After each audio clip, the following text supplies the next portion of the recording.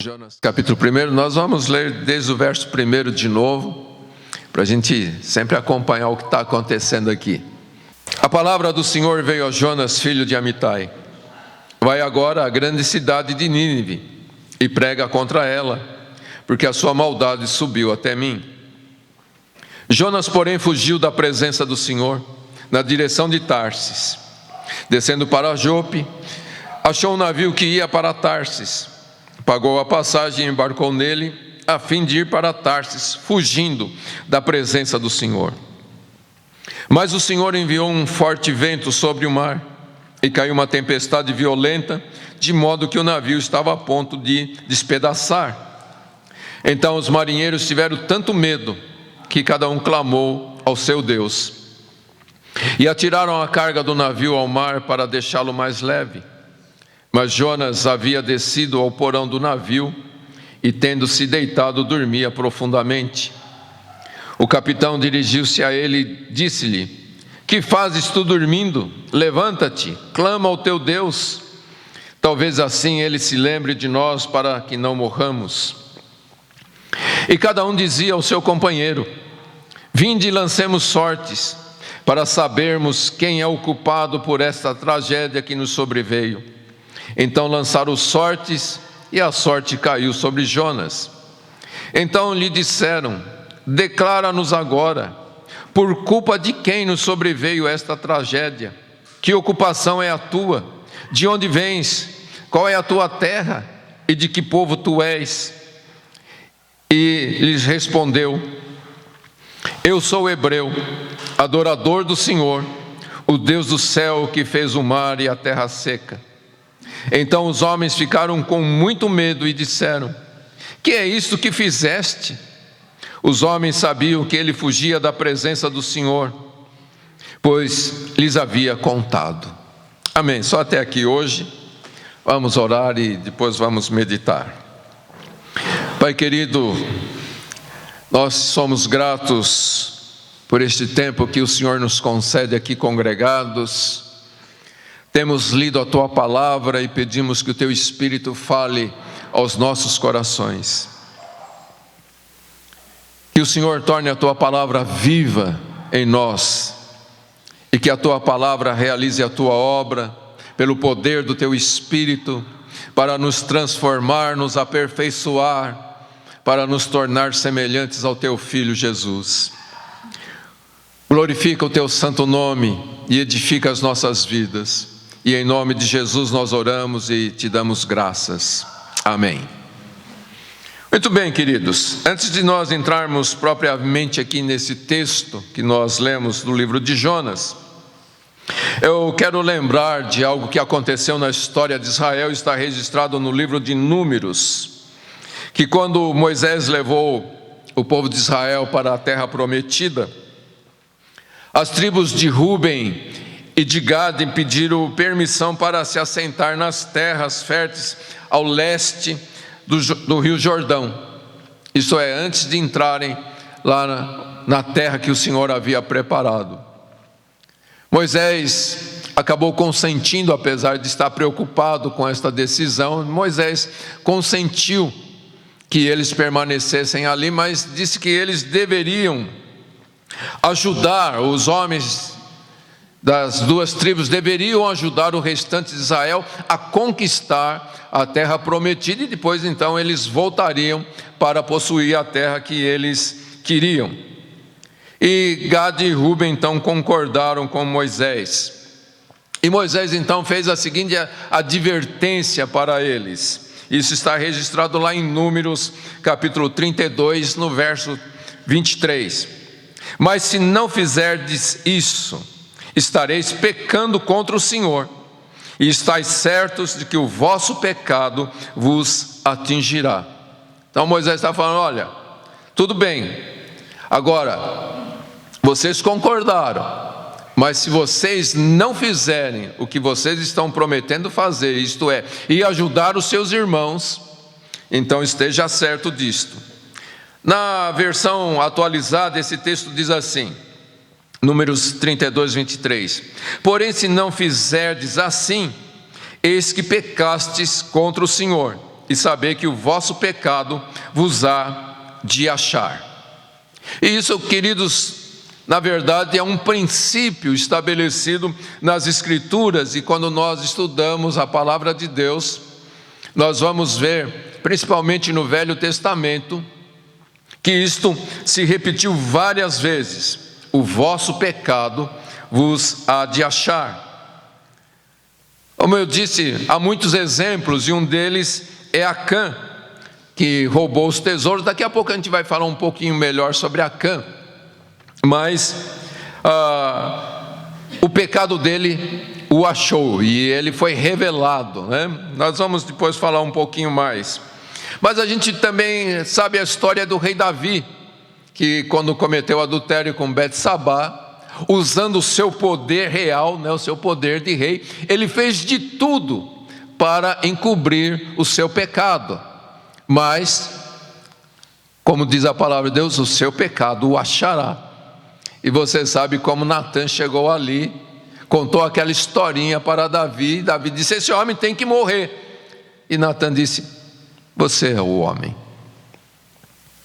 Então veja, não adianta, né? Não adiantou para Davi todo o seu esforço para esconder o seu pecado, porque o pecado o achou. E é justamente isso que está acontecendo aqui com Jonas agora: o seu pecado o achou. Veja, Jonas estava lá dormindo no porão do navio, a caminho de Tarsis.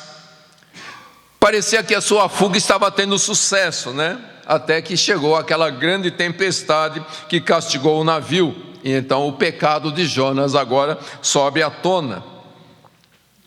Naquele navio nem todos se deram conta disto a princípio. Os marinheiros simplesmente acordaram Jonas para que ele pudesse orar, mas ele também não fez isto. Jonas não orou, conforme nós estudamos outro dia. Agora, quando o clamor deles aos seus deuses, o pedido para que Jonas orasse, o fato deles terem lançado a carga do navio no mar para torná-lo mais leve, nada disso adiantou. Então eles tiveram uma outra ideia, que está aqui no verso 7. E cada um dizia ao seu companheiro: vinde e lancemos sortes para sabermos quem é o culpado por essa tragédia que nos sobreveio. Agora, o comportamento desses homens é muito interessante e muito revelador a respeito da natureza humana, né? Veja, eram homens que estavam acostumados com a violência do mar, eram marinheiros, mas de repente eles estavam enfrentando uma dificuldade tão grande que eles não eram capazes de controlar. E então a confusão deles, né? Eles não sabiam mais o que fazer.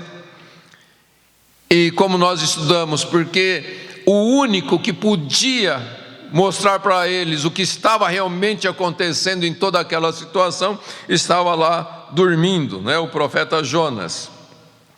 E daí a gente tira algumas lições. A gente falou bastante sobre isto na semana passada, mas sempre que o mundo está desesperado, que o mundo está confuso, é sinal que a igreja não está cumprindo com as suas responsabilidades diante de Deus. É uma igreja que está adormecida no mundo. E a gente precisa entender, queridos, a não ser que a igreja traga luz a este mundo, e Jesus disse que a igreja é a luz do mundo. E Paulo diz que nós devemos resplandecer como astros no meio de uma geração que está pervertida, totalmente entregue ao erro, ao pecado. A igreja deve resplandecer, a igreja deve ser luz. E se a igreja então não for luz para este mundo vai permanecer na escuridão. E aí a gente vê então a grande propagação, não é? de videntes, de pessoas que querem mostrar para as pessoas como elas devem se cuidar, como elas devem se proteger. E você sabe, o Samuel outro dia falou sobre isso, sobre o horóscopo, né? Como as pessoas não saem de casa sem ler o horóscopo. Porque, veja, as pessoas estão confusas, elas não sabem o que fazer, elas estão na escuridão, porque muitas vezes a igreja não está sendo luz para este mundo. Se a igreja não falar a verdade de Deus ao mundo, então o mundo entra em desespero. E agora a gente vê então esses marinheiros apelando para a sorte, né? E eles falam para ver de quem é a culpa. Daí a gente tira uma outra lição, que todo mundo tem consciência que os problemas que eles enfrentam nesta vida têm uma causa. E a causa é que alguém pecou. Veja como eles falam: vamos lançar sortes para ver de quem é a culpa por essa tragédia que nos alcançou. Eles sabiam que a tempestade, aquela tempestade tão violenta, devia ter como causa a ira de um Deus, a vingança de uma divindade. E eles chegaram então à conclusão que naquele navio havia alguém que havia ofendido um Deus. Agora, quando eles falam de lançar sortes, é muito interessante isso. Se você sabe que você é culpado, você vai chegar para alguém e dizer: vamos lançar sorte para ver de quem é a culpa? Então eles sabiam que alguém tinha pecado, mas esse alguém não sou eu. A gente sempre lança a culpa sobre alguém, mas a gente nunca está disposto a assumir que nós podemos ser o culpado, não é? Então eles diziam, um Deus, eles não sabiam quem, um Deus está furioso, porque alguém o ofendeu, mas esse alguém não sou eu, deve ser alguma outra pessoa. Porque nenhum deles se lembrava de ter feito alguma coisa que pudesse ter causado a ira de um Deus. Então, como eu disse, isso retrata a atitude do homem natural diante do seu próprio pecado. Elas estão dispostas até mesmo a admitir que não são perfeitas, não é verdade? As pessoas dizem: eu não sou perfeito, mas também não sou tão mal assim. Eu tenho lá as minhas falhas, mas nada que seja grave demais. Então veja, as pessoas estão dispostas a admitir os seus erros, mas elas não querem reconhecer que os seus erros merecem a condenação e a ira de Deus. Dá para entender isso, queridos? Elas até admitem que elas erram, mas nada tão grave que ofenda a Deus. E é por isso que quando acontece uma tragédia, as pessoas geralmente culpam a Deus. Eles falam: onde Deus estava quando isso aconteceu? E muitos então negam a realidade de Deus, dizendo: Deus não existe. Se Deus existisse, essas coisas não estariam acontecendo. E muitos outros ainda blasfemam contra Deus, porque acham que Deus é o culpado por toda a tragédia que acontece neste mundo. E tudo isso nos mostra o quanto as pessoas não estão dispostas a admitir que os seus erros, que os seus pecados que trazem a condenação, que os seus erros, os seus pecados ofendem a Deus, ofendem a santidade de Deus. E então Deus manifesta a sua ira sobre a humanidade. Dá para entender isso, queridos? Veja, Jesus disse lá em João 8,34: em verdade vos digo que todo aquele que comete pecado é escravo do pecado.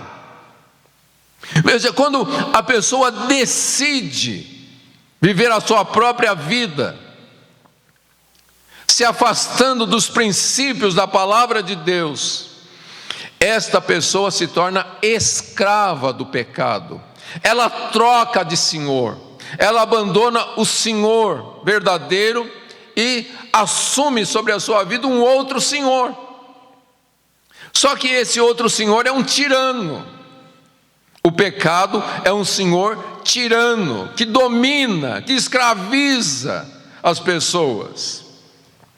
E que na realidade também não gosta de ser exposto, né? Então a pessoa dominada pelo seu pecado, ela não quer admitir, ela não quer se arrepender. E então ela traz sobre si a condenação. Veja, Gálatas capítulo 6, verso 7, diz assim: não vos enganeis, Deus não se deixa zombar, portanto tudo que o homem semear, isso também colherá. E essa então terrível tempestade que castigava o navio de Jonas, simbolizava a ira de Deus contra o pecado. Entenda isto. Deus estava irado contra o pecado, e Deus está irado contra o pecado da humanidade. A ira de Deus não estava contra Jonas, mas contra o pecado. Deus abomina o pecado. Se Jonas estivesse ocupado com as suas obrigações de profeta, proclamando a palavra de Deus, proclamando o evangelho da graça para o mundo, então a situação poderia ter sido bem diferente.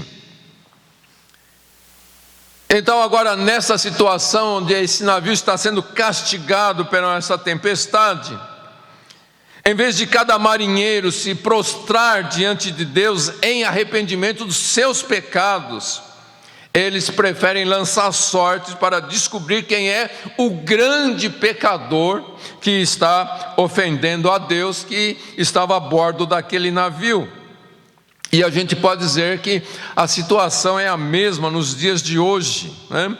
Enquanto a consciência do homem permanece indiferente ao seu pecado, ele prefere outras opções em vez de abraçar a fé no Senhor Jesus Cristo.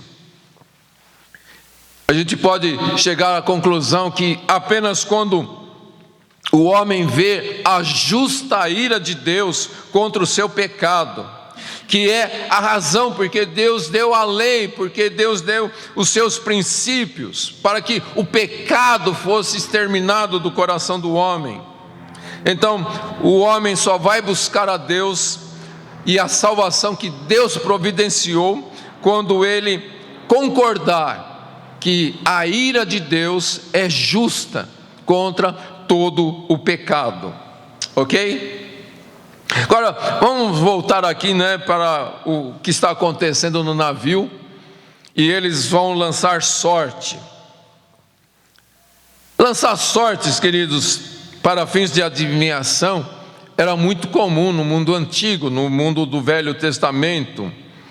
E a descrição que a palavra de Deus traz aqui a respeito dessa atitude de lançar sortes é provavelmente o tipo de dados que foram usados pelos soldados romanos quando eles lançaram sortes para ver com quem ia ficar as vestes do Senhor Jesus lá no Monte do Calvário. E isso não era algo que acontecia somente no mundo pagão, né? O povo de Deus do Velho Testamento também usava esse tipo de recurso para obter a orientação de Deus. Lá em Êxodo capítulo 28, no verso 30, você vai ver Deus instruindo a respeito do uso das pedras Urim e Tumim que o sumo sacerdote usava. E lá no primeiro livro de Samuel, no capítulo 10, verso 21, mostra que o rei Saul, ele foi escolhido como o primeiro rei de Israel através da sorte. Então, a lei previa várias circunstâncias, a lei que Deus deu ao povo previa várias circunstâncias onde o povo deveria consultar a Deus através desta forma. Você pode ver isso melhor lá em Levítico capítulo 16, no verso 8, e em Números capítulo 33, no verso 54. E o uso correto da sorte era buscar a vontade de Deus para agir com imparcialidade. Lançar a sorte era uma maneira de dizer: vamos ver o que Deus quer que seja feito nesta situação. E então, quando eles usavam isso de uma forma correta, Deus falava por meio da sorte com o povo de Israel. Mas o que a gente vai aprender aqui também é que mesmo quando os dados ou os outros instrumentos que as pessoas usavam para tirar sorte, isso de uma forma ímpia, a gente pode concluir que a soberania de Deus não era anulada. Quando Deus tem um propósito, queridos, Ele usa qualquer coisa. Ok? Veja o que diz Provérbios capítulo 16, verso 33. A sorte se lança no colo, mas do Senhor procede toda a decisão. Na versão NVT, esse verso está assim: as pessoas podem lançar as sortes, mas quem determina o resultado é o Senhor. Ok? Então, o que a gente eu estou falando tudo isso para entender que Deus estava por trás de tudo isto. Ok? Agora, existe hoje, nos dias de hoje, um uso correto da sorte? Para a gente entender bem essa questão, nós precisamos entender que a nossa situação hoje é muito diferente dos fiéis do Antigo Testamento.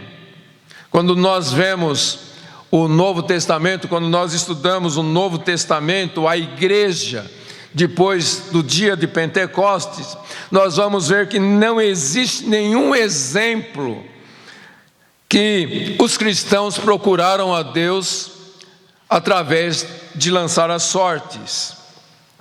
O último caso registrado nas Escrituras é justamente o caso da escolha de Matias para substituir Judas como um dos 12. Mas lembre-se que isto aconteceu antes da vinda do Espírito Santo de Deus.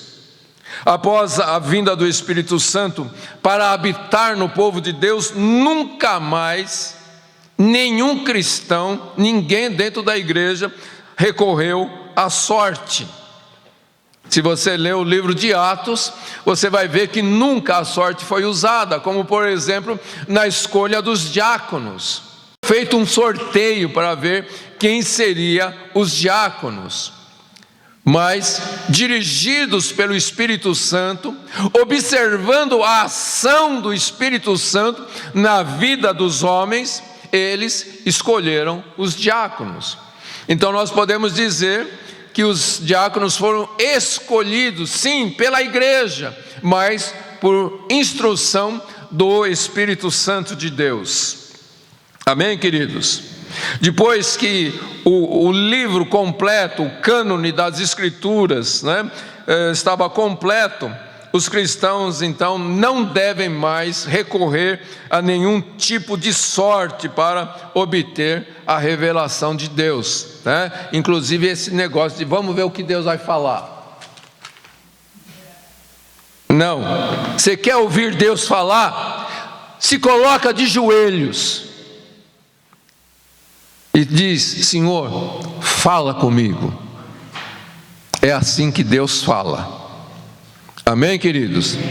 Ele pode sim levar você a se lembrar do que está escrito, mas não é na sorte. Ele fala, como há pouco nós cantamos, Ele fala.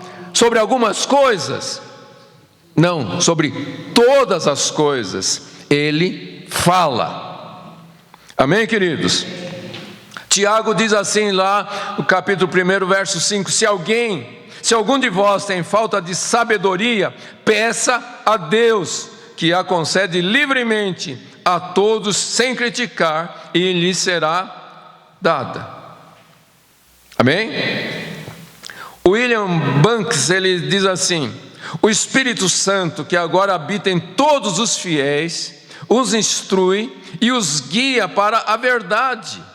O trono de Deus é acessível por meio do sangue de Jesus Cristo, e podemos saber que Deus ouve e responde às nossas orações. Amém? Agora, voltando aqui para a sorte que revelou o pecado de Jonas. Então, nós podemos dizer que independentemente daquele povo conhecer a Deus, independentemente do que Deus pensava a respeito daqueles marinheiros que estavam lançando sorte, o próprio Deus queria expor Jonas. Amém, queridos? E o verso 7 então relata que eles lançaram sortes e a sorte caiu sobre Jonas. E como eu falei no início, eu quero trazer aqui a nossa memória a respeito de Acã, que foi um outro pecador que foi desmascarado através da sorte. Você sabe que Josué estava liderando o povo de Israel para possuir a terra prometida, e então eles estavam ali diante de Jericó. Deus estava pronto para entregar Jericó nas mãos de Israel. E então Deus ordenou que Jericó fosse completamente destruída, como exemplo do julgamento divino sobre o pecado. Entenda isso, queridos, sempre que Deus agiu de forma assim, que às vezes as pessoas dizem: que Deus é esse do Antigo Testamento? Lembre-se que toda ação de Deus, quando Ele foi severo com as nações, Deus estava mostrando o quanto o pecado o ofende e como o pecado tem que ser totalmente exterminado. Ok? Então, a destruição de Jericó, a primeira cidade que Israel ia conquistar na terra prometida, Deus diz: é assim que se faz com o pecado, não deixa nada. Então destrua completamente a tudo. Veja, Josué capítulo 6, verso 18 diz assim: tão somente guardai-vos das coisas condenadas, para que, tendo-as vós condenado, não as tomeis, e assim torneis maldito o arraial de Israel e o confundais. Dá para entender isso, queridos? Deus está falando: olha, se vocês invadem esta cidade para destruir, porque o pecado deles está sendo condenado, e vocês pegam algo de lá para vocês, vocês estão trazendo pecado para vocês. Entende isso, queridos? Você não pode trazer para a sua vida algo que é condenado, e todo pecado é condenado. Então essa advertência foi muito clara, muito específica para todo o povo de Israel. E então a gente sabe que Acã cedeu à tentação, e o que aconteceu logo em seguida mostra como o pecado de uma pessoa afeta toda a igreja, afeta toda a congregação. Porque depois que Israel conquistou Jericó, que era aquela cidade super fortificada, com muitos soldados, a próxima cidade era a cidade de Ai, uma cidade tão pequena, tão insignificante, que todo mundo pensou: é uma vitória muito fácil. Mas o resultado foi que Israel teve que recuar e lamentar a morte de 36 homens.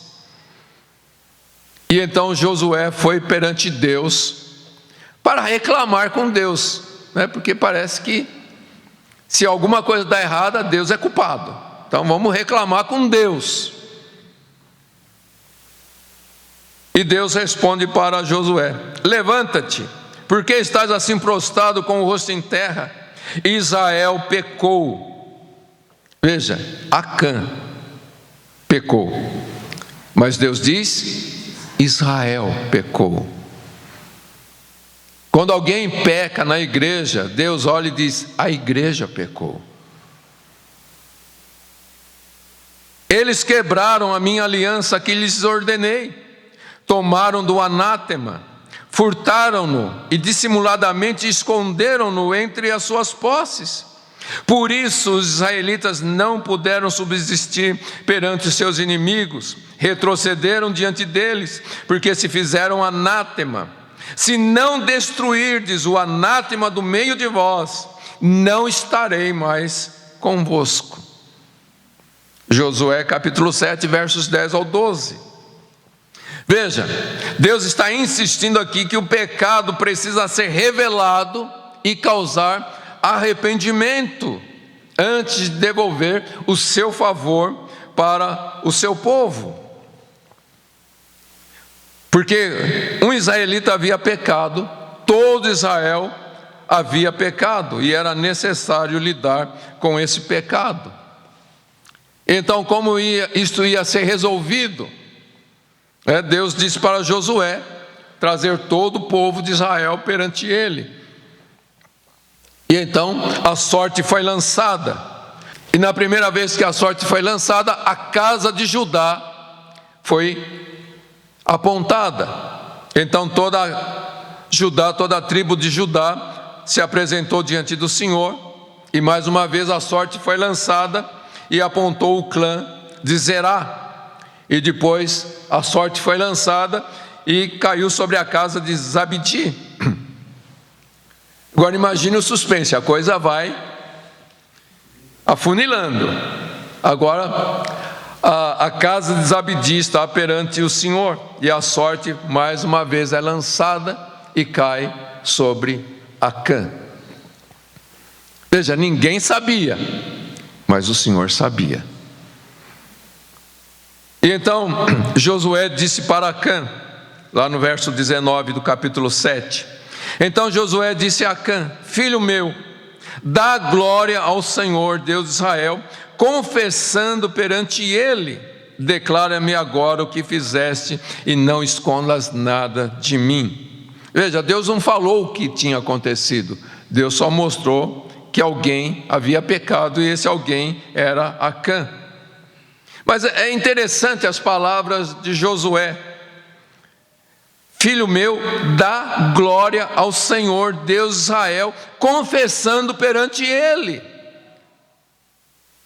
A gente pensa que glorificar a Deus é só cantar, mas glorificar a Deus é a gente concordar que nós somos pecadores e confessarmos a Ele o nosso pecado. Amém, queridos? Isso é dar glória a Deus. E o verso 20 e 21 diz: Acã respondeu: na verdade pequei contra o Senhor Deus de Israel, foi isto que fiz, quando vi entre os despojos uma boa capa babilônica, 200 siclos de prata, e uma barra de ouro de peso de 50 siclos, eu os cobicei e os tomei, estão escondidas na terra, no meio da minha tenda, e a prata está debaixo da capa. E resumindo a história, o que aconteceu após isto é que todos os bens roubados de Acã foram revelados, e então não só Acã, mas toda a sua família, seus filhos, suas filhas, seus bois, jumentos, ovelhas, sua tenda, tudo que ele possuía, inclusive as coisas que ele pegou lá de Jericó, tudo isto foi levado para o vale de Acor, e lá então ele e sua família foram apedrejados até a morte, e tudo foi queimado, e por fim um grande monte de pedras foi erguido sobre a casa de Acã, como lembrete para gerações futuras. Deus foi severo, queridos. Foi severo? Foi. Severo com o quê? Com o pecado. Porque, como diz o texto, lembrete para gerações futuras.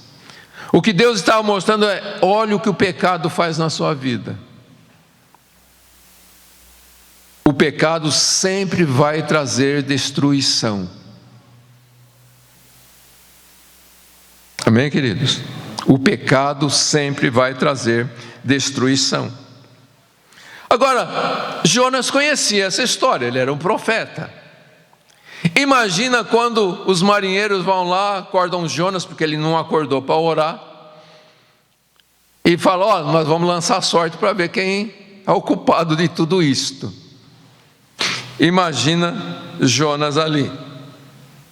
E de repente eles olham para ele e dizem: Jonas, a sorte caiu sobre você. Se você fosse Jonas, qual seria a sua reação nesta hora? Provavelmente nós, com aquele ar de santidade: vocês pecadores vêm me acusar de quê? Não? Talvez a gente diz: vocês não entendem o que vocês estão falando. Vocês são de outra religião, vocês não entendem nada da minha.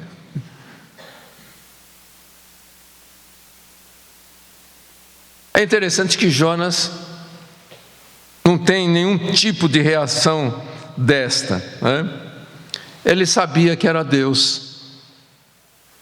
Ele sabia que Deus o havia achado, o seu pecado o havia achado. E então ele diz: eu sou hebreu adorador do Senhor, o Deus do céu que fez o mar e a terra seca. E o verso 10 diz que Jonas havia contado para eles, provavelmente pela a forma como o texto no original traz, é que quando ele entrou no navio, ele disse: olha, eu estou fugindo do meu Deus. Mas para os marinheiros, tanto faz, você fugir do seu Deus, a gente foge do nosso também. E para eles isso não era problema nenhum. Você chegar para uma pessoa do mundo e dizer: eu estou fugindo de Deus. O que isso significa? Para eles, nada. Mas agora, Jonas é confrontado. E agora então ele vai mostrar quem ele é. E ele diz: eu sou adorador do Senhor. A gente não sabe se Jonas, como eu disse, se lembrou de Acã nessa hora. E nem mesmo das palavras de Josué: filho meu, dá glória ao Senhor Deus de Israel e rende a Ele louvores, porque verdadeiramente pequei contra o Senhor Deus de Israel. Por que a gente está tentando imaginar a cabeça de Jonas? Para a gente entender a nossa cabeça, a nossa mentalidade. Porque, queridos, nós precisamos entender que cada um de nós somos chamados de Deus, chamados por Deus, justamente para isto, para que perante Ele nós assumamos que somos pecadores,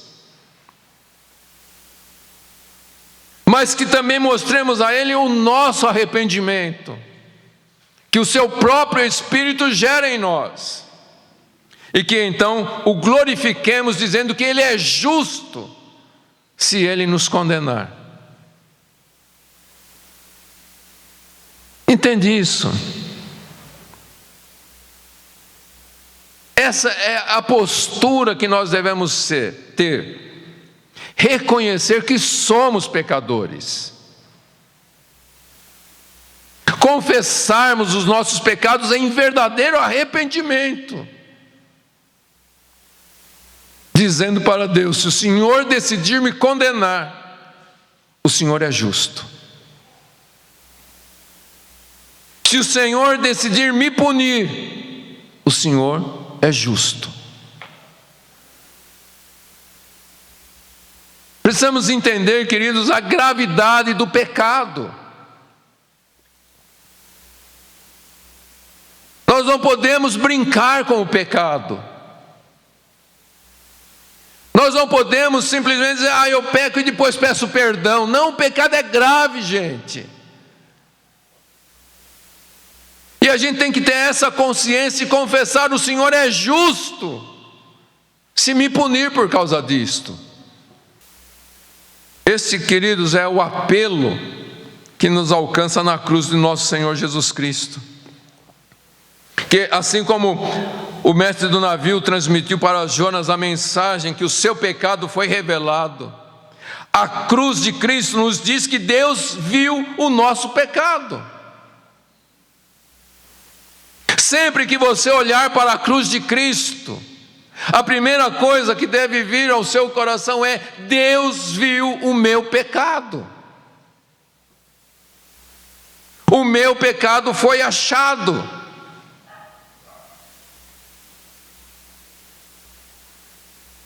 Quando Jesus estava ali na cruz carregando os nossos pecados, o pecado de toda a humanidade, Deus derramou a sua ira sobre Jesus.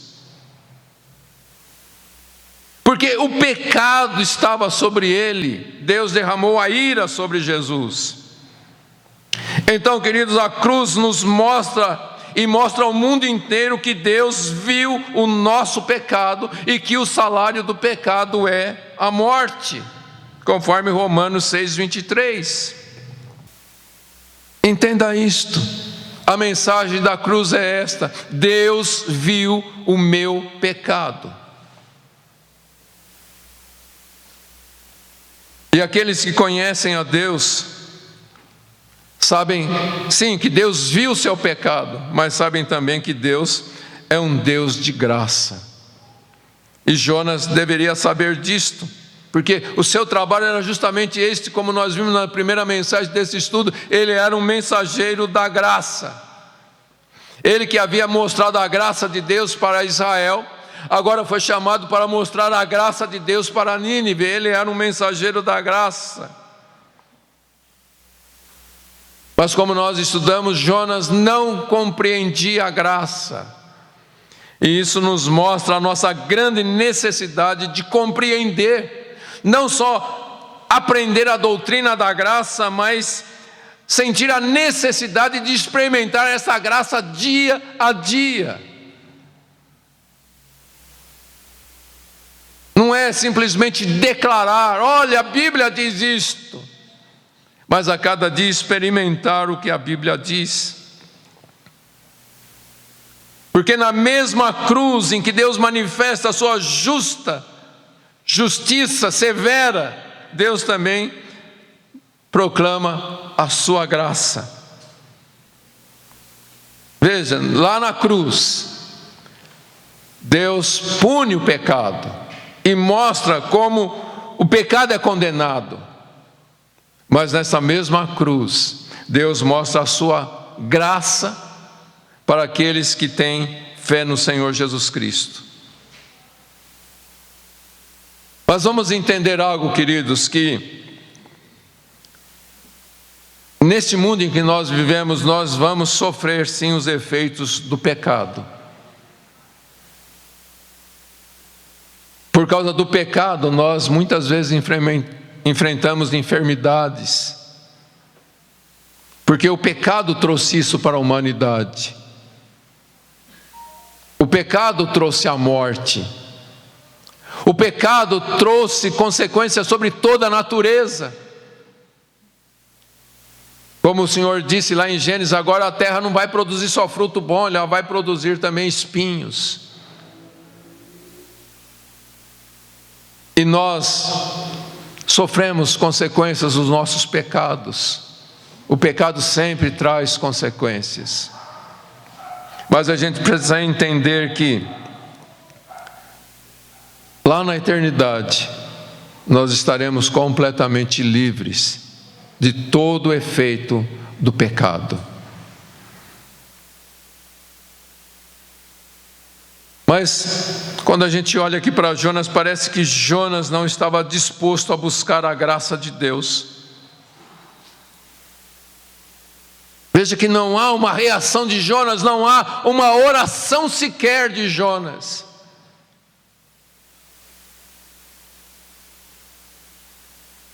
Ele não estava disposto a buscar a graça, apesar de ele ter confessado os seus pecados. Calvino diz algo interessante sobre isso. Se então quisermos que Deus aceite o nosso arrependimento, não procuremos nos evadir, como acontece com a maioria.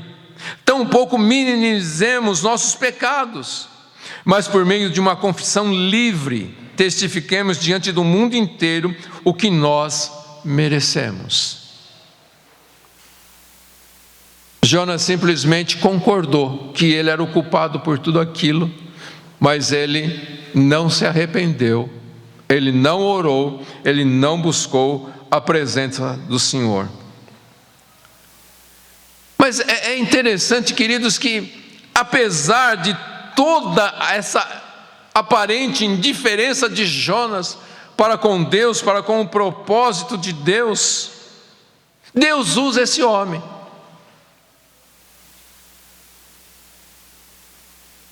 Deus usou uma jumenta. Jesus disse certa vez, quando as pessoas pediam para que Jesus falasse para os discípulos ficarem quietos, Jesus disse: se esses se calarem, as pedras vão clamar.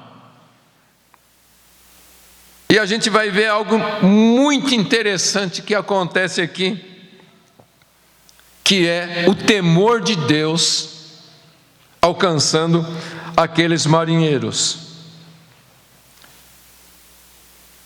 A primeira coisa que eu quero destacar aqui é a respeito da afirmação clara que a igreja deve ter diante do mundo. Quando os marinheiros perguntaram para Jonas: declara-nos agora, por culpa de quem nos sobreveio esta tragédia? Que ocupação é a tua? De onde vens? Qual é a tua terra? E de que povo tu és?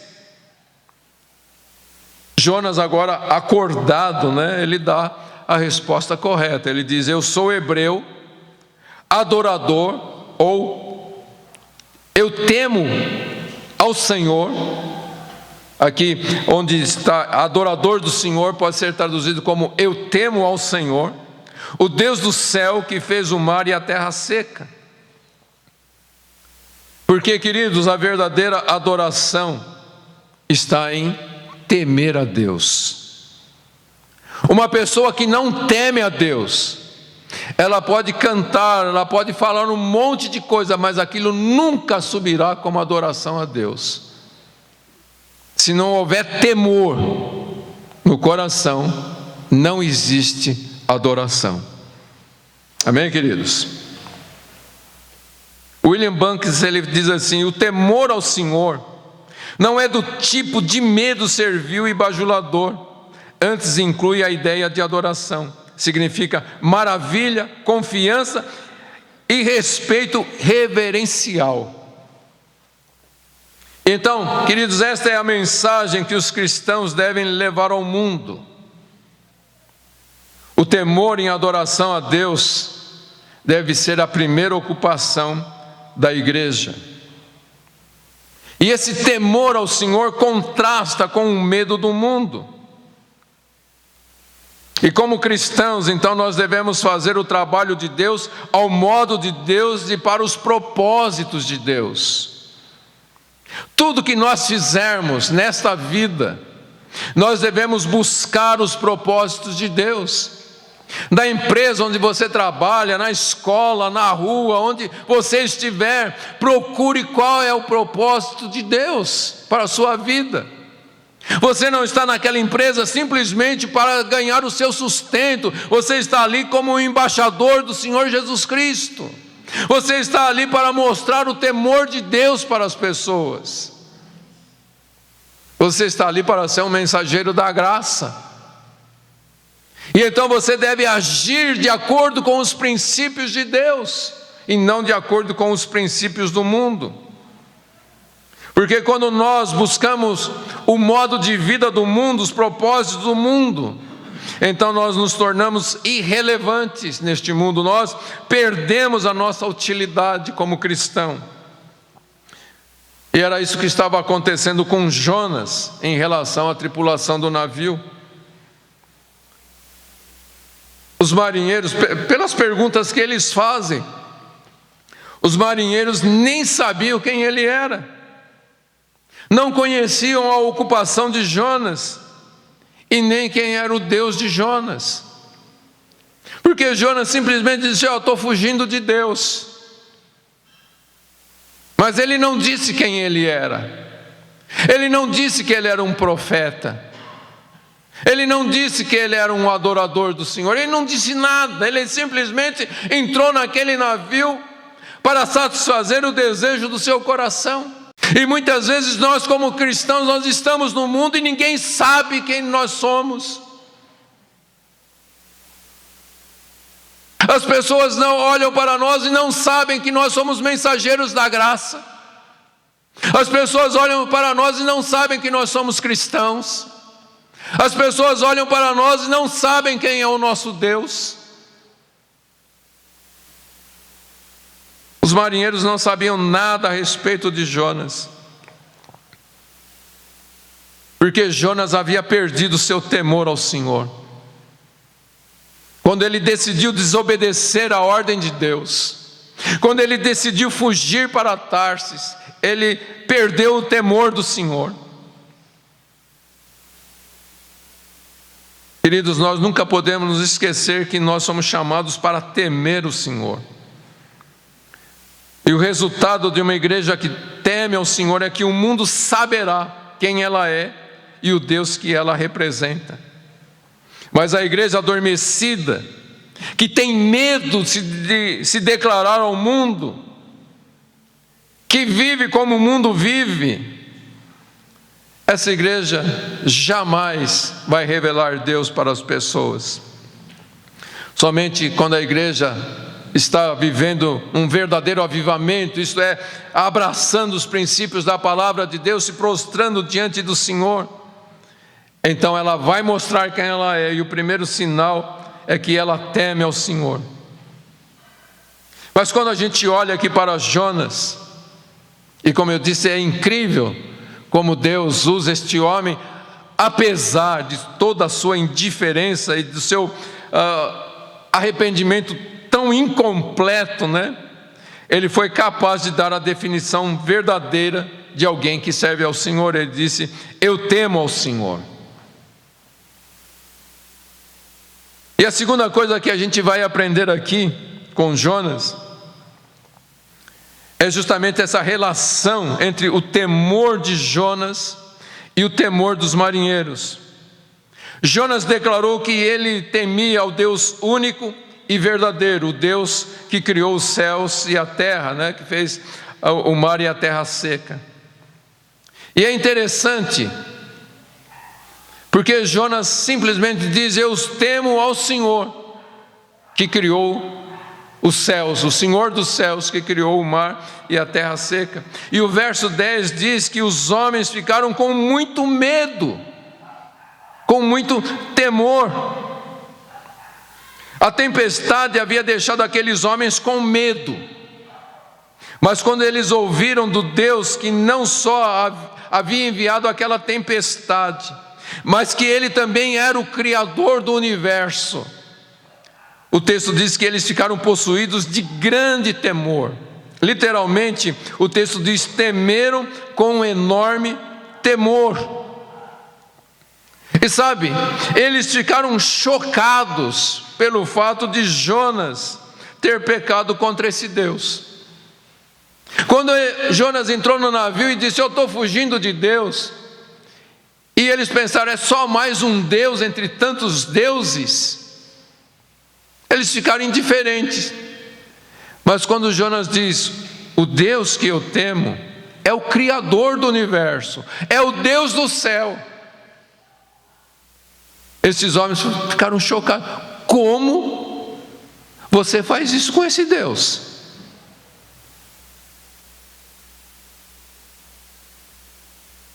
É interessante, queridos, que estes homens demonstraram um respeito tão profundo diante do Deus que eles não conheciam, que superava o temor de Jonas diante do Deus que ele conhecia. É uma das grandes ironias do livro de Jonas. Como eu disse, quando Jonas entrou naquele navio, ele simplesmente disse que estava fugindo de Deus, mas agora, quando Jonas declara quem ele é, que ele era um hebreu, que temia o Senhor, Criador de todas as coisas, provavelmente esses homens se lembraram da história dos hebreus, que todo mundo conhecia. Lembra que outro dia o Samuel falou que Jericó estava aterrorizada, porque eles tinham ouvido falar do Deus de Israel. E provavelmente esses homens já tinham ouvido falar a respeito do Deus de Israel, o temível Deus que havia vencido o poder de Faraó, que havia libertado o seu povo, que havia aberto as águas do mar e fechou as águas sobre seus inimigos. Provavelmente esses homens tinham ouvido a história desse Deus que por 40 anos castigou o seu povo no deserto para ensinar-lhes que os princípios de Deus devem ser obedecidos. E é por isso que quando Jonas falou, eu sou hebreu e temo o Senhor Criador de todo este universo, aqueles homens temeram com grande temor e perceberam que este Deus não era apenas mais um Deus, este era o Deus dos hebreus. Este era o Senhor Todo-Poderoso. E então a reação dos marinheiros, a resposta de Jonas, mostra que quando a igreja está acordada, Deus usa a igreja para despertar o mundo. Muitas vezes a gente olha o noticiário, olha as coisas que acontecem, e a gente fica se perguntando, será que esse povo não teme a Deus? E a razão, queridos, que este povo ao nosso derredor não teme a Deus é porque eles não estão vendo o temor da igreja. Quando o mundo ao nosso derredor não teme a Deus, a razão é que a igreja também não está temendo a Deus. Basta a gente olhar para a história, queridos, não só a história da igreja, mas a história secular. E nós vamos ver que sempre que houve avivamento sobre a terra e houve conversão em massa, é porque a igreja havia compreendido que o pecado ofende a Deus, e então eles se voltaram para a palavra de Deus em arrependimento. E é através da igreja, querida, essa igreja que teme a Deus, que o temor de Deus se espalha por todo o mundo, de forma que as pessoas se achegam a Jesus, o caminho que Deus providenciou para a salvação. Mas a não ser que a igreja recupere a sua própria identidade, lembra que a gente falou sobre Jonas ter perdido a identidade? A não ser que a igreja recupere a sua própria identidade e se desperte para o temor de Deus, não há como o mundo ao nosso derredor também temer ao Senhor. E quando nós compreendemos isso, nós somos levados então a um terceiro ponto aqui que Jonas nos mostra, que aqueles que temem ao Senhor mostrarão ao mundo quem é o Senhor. Veja, a gente falou sobre isto, quando falamos que cada um clamou ao seu Deus, porque cada povo tinha o seu próprio Deus. Então, havia o Deus dos babilônios, havia o Deus dos filisteus, havia os deuses desse, os deuses daquele, e havia o Deus de Israel. Mas quando Jonas fala quem é o seu Deus, então tudo muda na cabeça daquelas pessoas. Vocês estão entendendo isso, queridos? Nós precisamos saber falar para as pessoas quem é o nosso Deus. Porque as pessoas acham que qualquer Deus é Deus, mas a gente precisa declarar o verdadeiro Deus.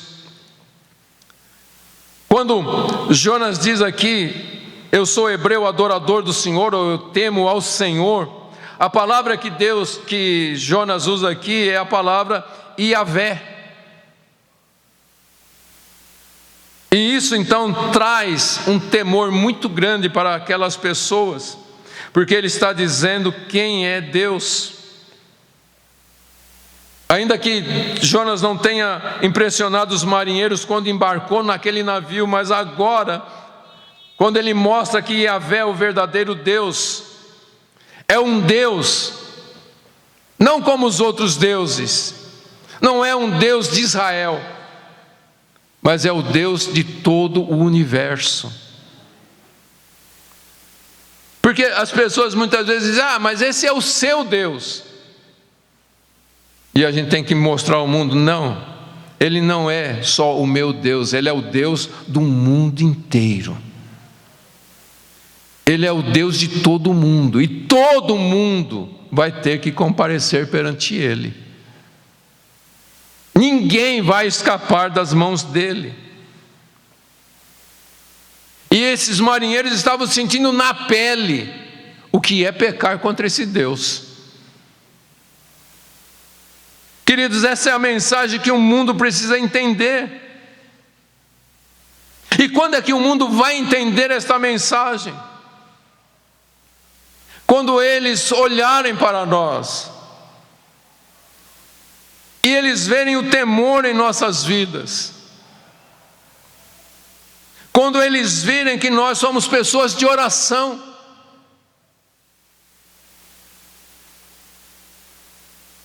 e quando é que as pessoas vão ver que nós somos pessoas de oração?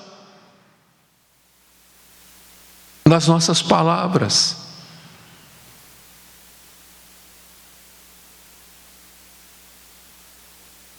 Porque muitas vezes, diante de uma oferta do mundo, a gente simplesmente responde, não, eu não gosto disso.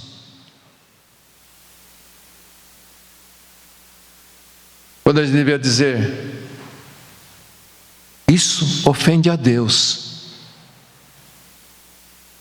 Eu não faço essas coisas porque essas coisas ofendem a Deus.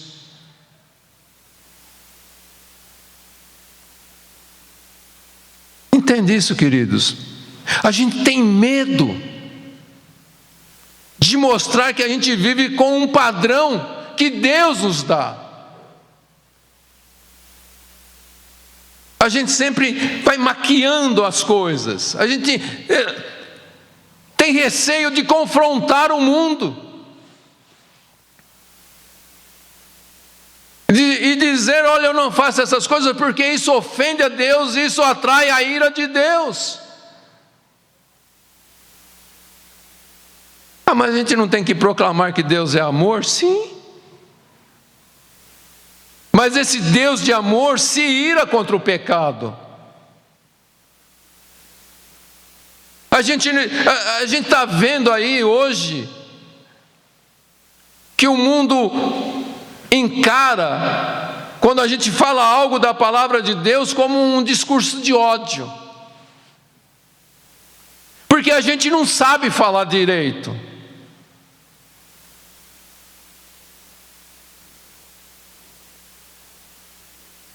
Porque a gente não fala a verdade.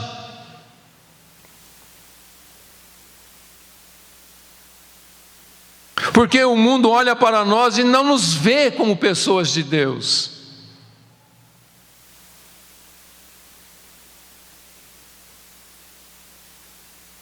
Mas quando as pessoas verem que Deus responde às nossas orações, quando a gente mostrar que muitas das provações que nós passamos é correção de Deus sobre nossas vidas, quando nós mostrarmos as bênçãos de Deus sobre nossas vidas, então Deus vai se revelar ao mundo.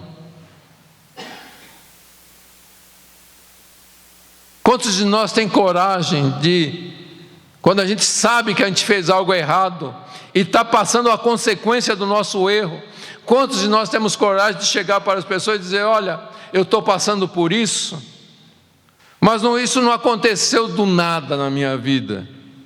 Isso aqui é correção de Deus, porque eu pequei contra Ele. Será que a gente tem coragem de falar isso?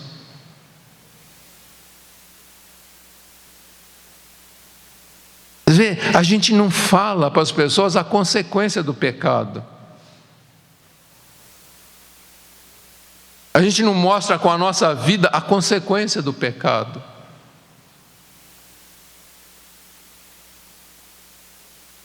Queridos, quando a igreja está realmente desperta, a igreja prega a verdade da palavra de Deus.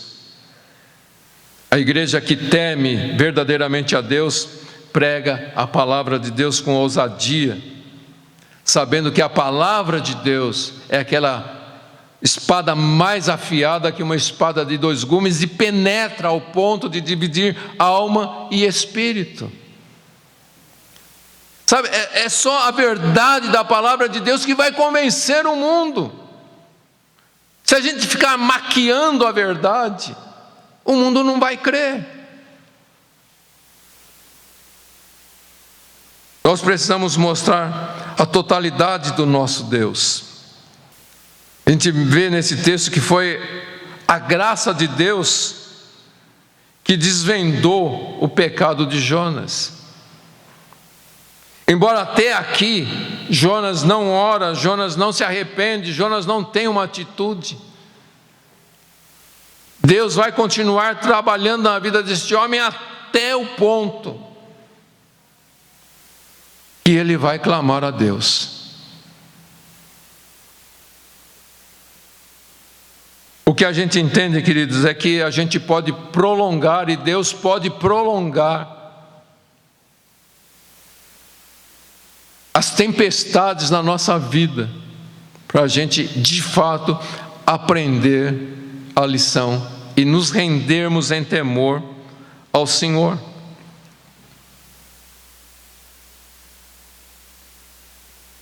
Nós vamos estudar aqui. Jonas vai ser lançado ao mar. O mar vai se acalmar para aqueles marinheiros, porque eles entenderam o temor de Deus. Mas a tempestade vai continuar para Jonas, de uma forma diferente, mas vai continuar. E diante de tudo isto, queridos, será que a gente vai aprender a lição e ser grato a Deus pela mão da correção do Senhor sobre nossas vidas? Reconhecendo que é a graça de Deus que envia a correção, a tempestade sobre nossas vidas. Será que nós vamos abraçar o chamado de Deus para o arrependimento de nossos pecados, da nossa insensibilidade para com Deus, e então vamos buscar o temor do Senhor? Será que nós estamos dispostos a isso? Será que nós estamos prontos para sermos examinados por Deus? Uma coisa muito interessante, queridos, que a gente lê praticamente todos os domingos de ceia: examine-se o homem a si mesmo. E você pode ter certeza disto: se você não se examinar a si mesmo e se arrepender dos seus pecados, o seu pecado será revelado. Eu não digo que Deus vai revelar o pecado para todo mundo, mas vai ser revelado através de uma tempestade na sua vida. O seu pecado, como nós lemos lá em Números, o seu pecado vai te achar.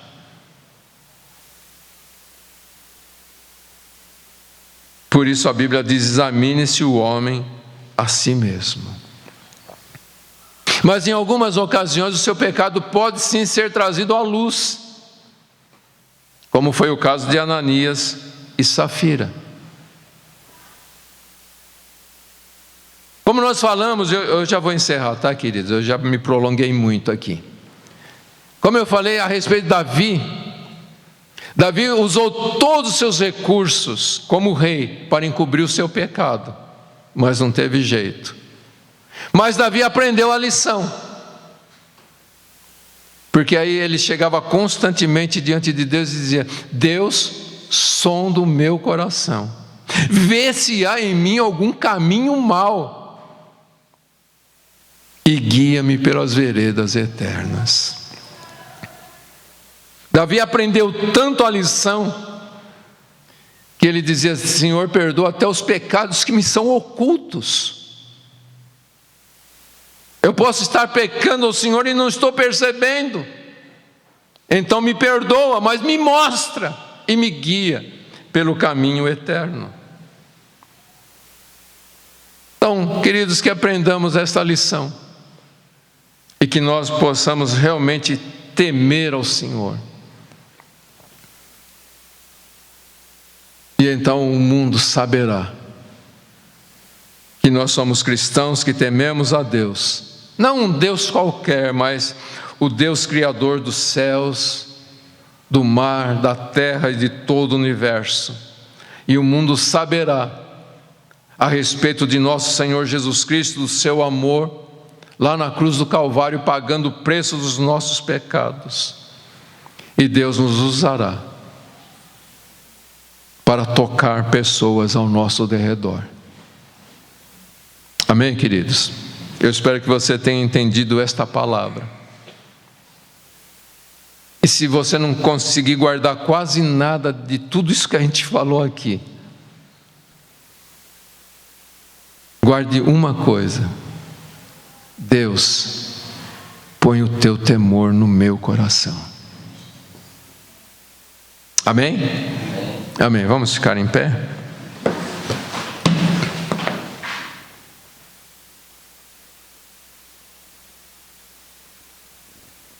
Vamos orar, queridos.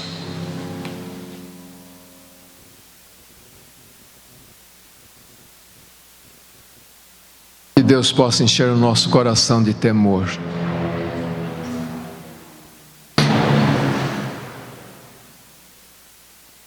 É uma das coisas que a palavra de Deus mostra lá em Atos, que a igreja, todos tinham temor. E a Bíblia diz que o temor do Senhor é o princípio da sabedoria. O temor do Senhor nos levará a ser prudentes. O temor do Senhor nos levará a evitar os caminhos do mal, o caminho do pecado. Senhor nosso Deus, nosso Pai querido, que o Teu Espírito possa trabalhar agora os nossos corações. Que o Teu Espírito possa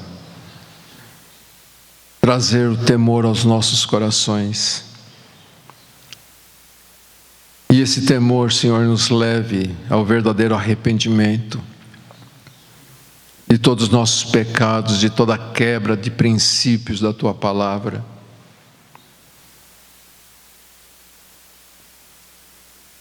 Deus, põe o Teu temor no nosso coração. E que nós possamos ser luz neste mundo. Que o mundo possa olhar para nós e ver quem Tu és.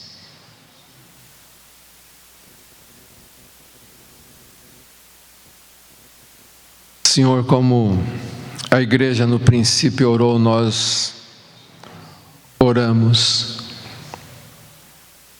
Nos dê ousadia, Senhor, de proclamar a verdade do Evangelho.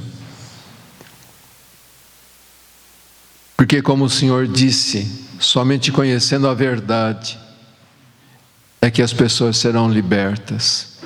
É a verdade que vai libertar.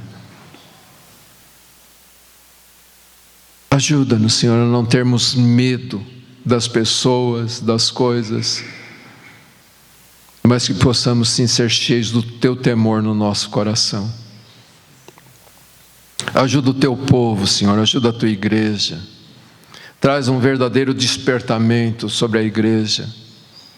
Traz, Senhor, um verdadeiro avivamento sobre a igreja. Que nós, o teu povo, Senhor, nos voltemos para a tua palavra. Que nós, o teu povo, Senhor, voltemos ao primeiro amor. Que nós, o teu povo, Senhor, possamos ser sal e luz neste mundo. Nos ajude a glorificar o teu santo nome. Em nome de Jesus, Senhor, ajuda a tua igreja. Tem misericórdia de nossas vidas, Senhor. Tem misericórdia de nossas vidas, Senhor. Nos ajude, em nome de Jesus. E nós te agradecemos por este tempo que passamos aqui reunidos. Agora, Senhor, guarda o teu povo de volta aos seus lares, guarda a saída e a entrada dos teus filhos. Resplandece, Senhor, o teu rosto para conceder a graça. Levanta os teus olhos sobre o teu povo para dar a paz. Que o Senhor abençoe e guarde os teus filhos. E supra, Senhor, todas as necessidades dos teus filhos. Em nome do Senhor Jesus, que a tua bondade acompanhe a cada um até o último dia. Em nome do Senhor Jesus. Amém. Amém, queridos.